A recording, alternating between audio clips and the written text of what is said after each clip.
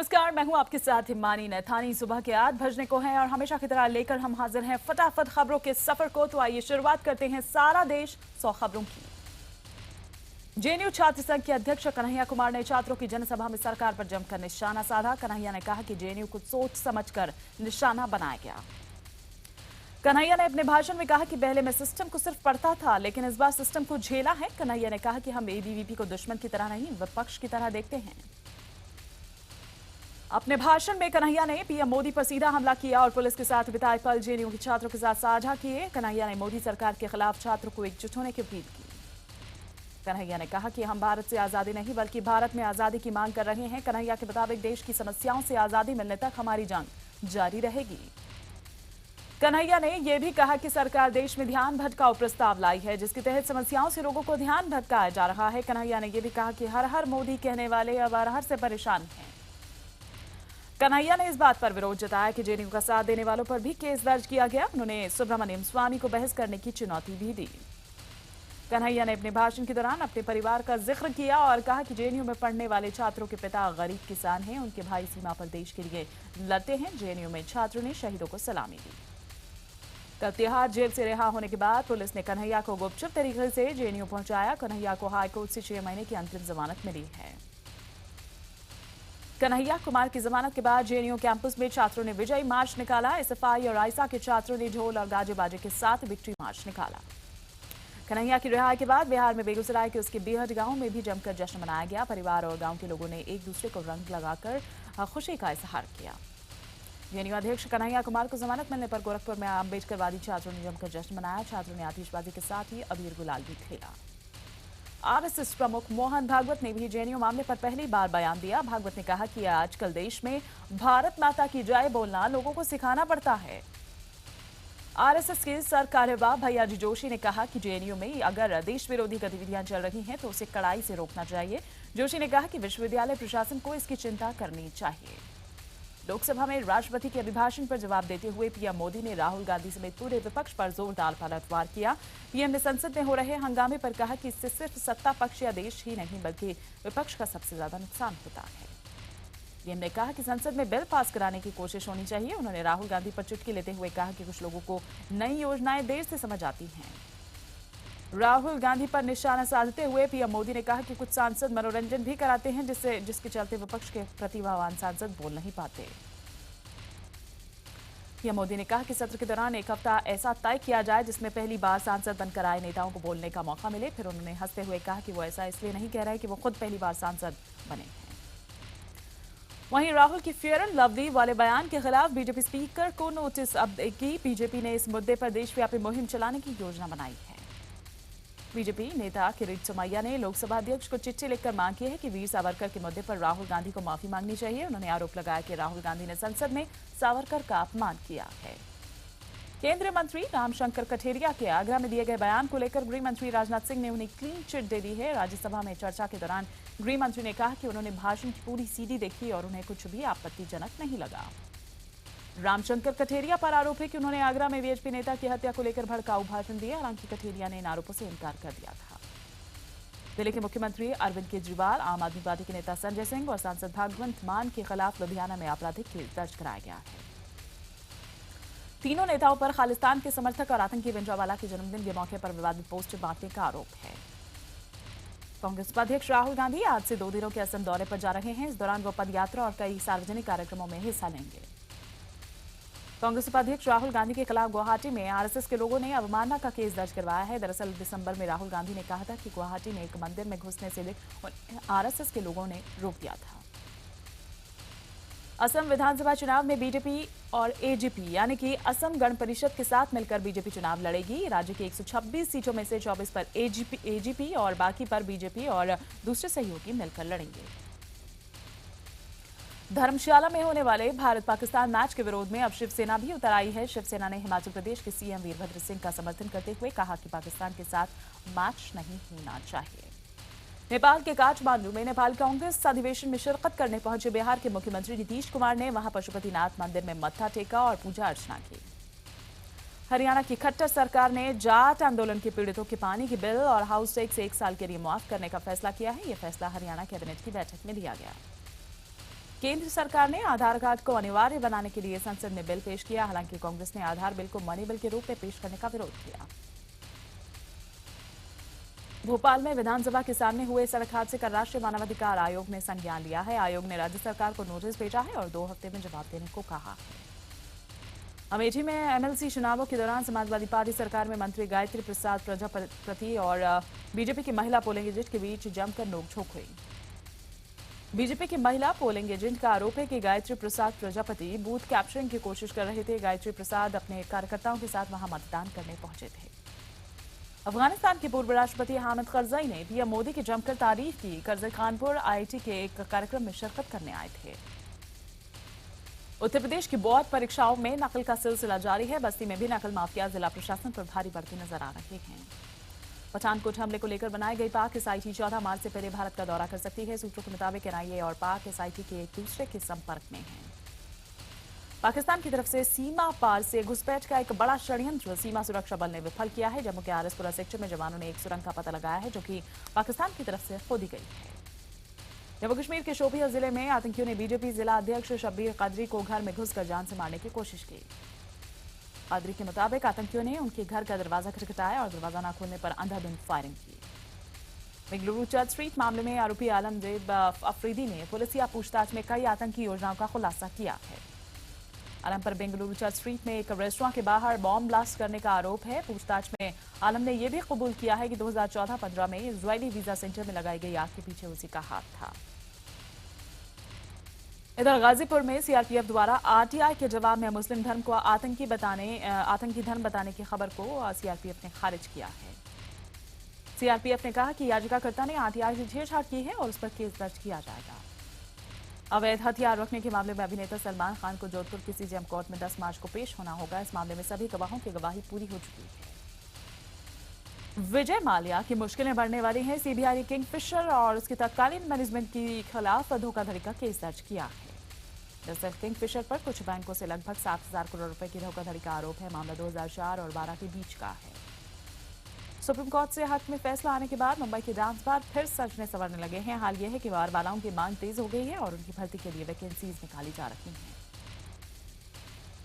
बार मालिकों ने सरकार की शर्तों के मुताबिक बार के गेट पर सीसीटीवी कैमराज और बार बालाओं की सुरक्षा के लिए 3 फीट का कटघरा बनाने की तैयारियां भी शुरू कर दी।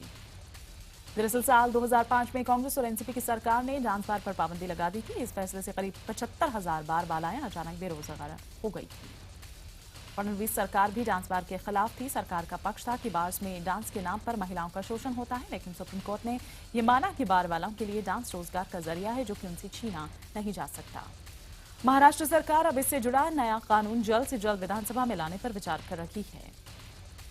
महाराष्ट्र के सोलापुर में 4 महीने की एक बच्ची को 2 महीने के भीतर 20 बार हार्ट अटैक होने का हैरान कर देने वाला मामला सामने आया है।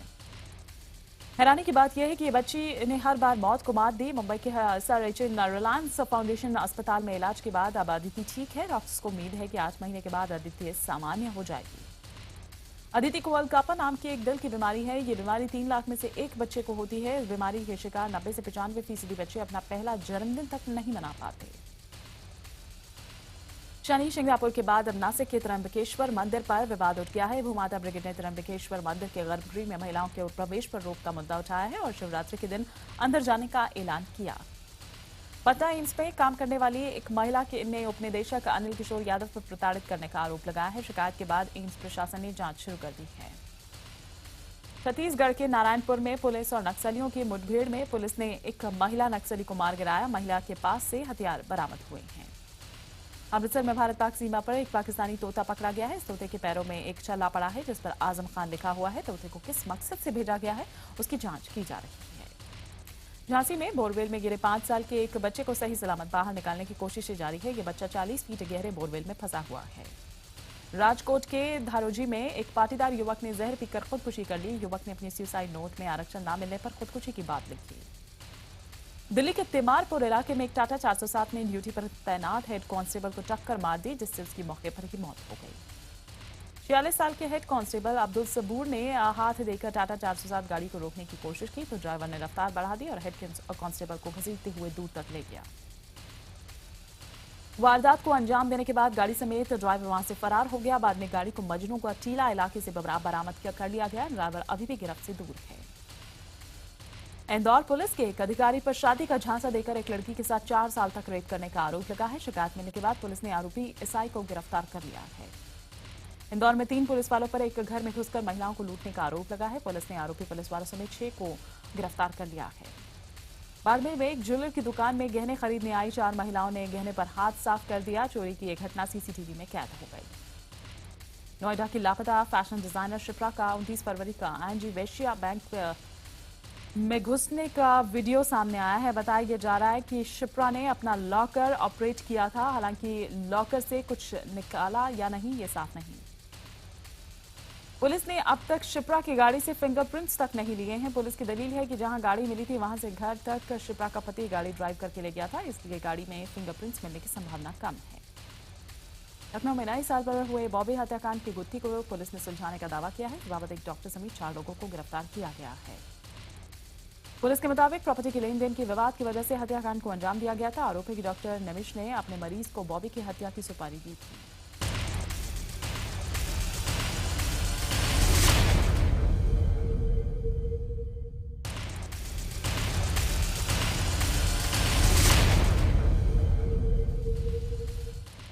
मुंबई के बखोला इलाके में मणिपुर की एक महिला के साथ बदसलूकी का मामला सामने आया है। 27 फरवरी को शाम को एक युवती पर एक शख्स ने थूक दिया था। विरोध करने आरोपी ने महिला को सरेआम मार पीटना शुरू कर दिया और उसके कपड़े तक फाड़ डाले। पीड़िता का आरोप है कि सब लोग तमाशा देखते रहे, लेकिन कोई भी बचाने के लिए नहीं आया। वहीं पुलिस ने मामले को रफा दफा करने की कोशिश की। पुलिस ने 4 दिन बाद छेड़छाड़ और मारपीट का मामला दर्ज किया। हालांकि पुलिस का तर्क यह है कि आरोपी युवक विजय यादव की दिमागी हालत ठीक नहीं है, उसे बेंगलुरु से हिरासत में लिया गया है। इधर राजस्थान के उदयपुर वाटी में एक बस स्टैंड पर एक युवक को महिला से बदसलूकी करना काफी महंगा पड़ गया। महिला के विरोध करने पर जब युवक नहीं माना तो महिला और उसके पति ने बीच सड़क पर ही युवक की जमकर धुनाई कर दी।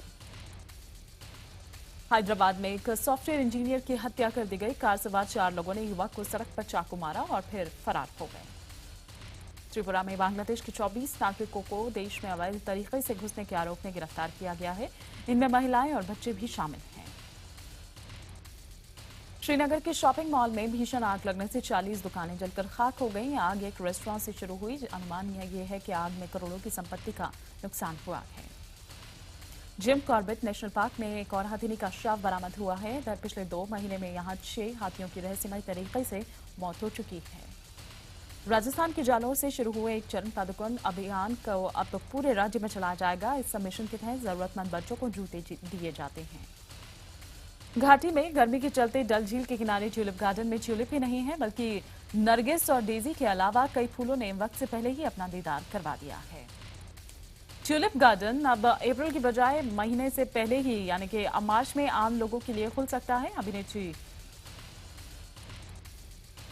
अभिनेत्री उर्मिला मातोंडकर ने कश्मीरी बिजनेसमैन और मॉडल मोहसिन अख्तर मीर से शादी कर ली।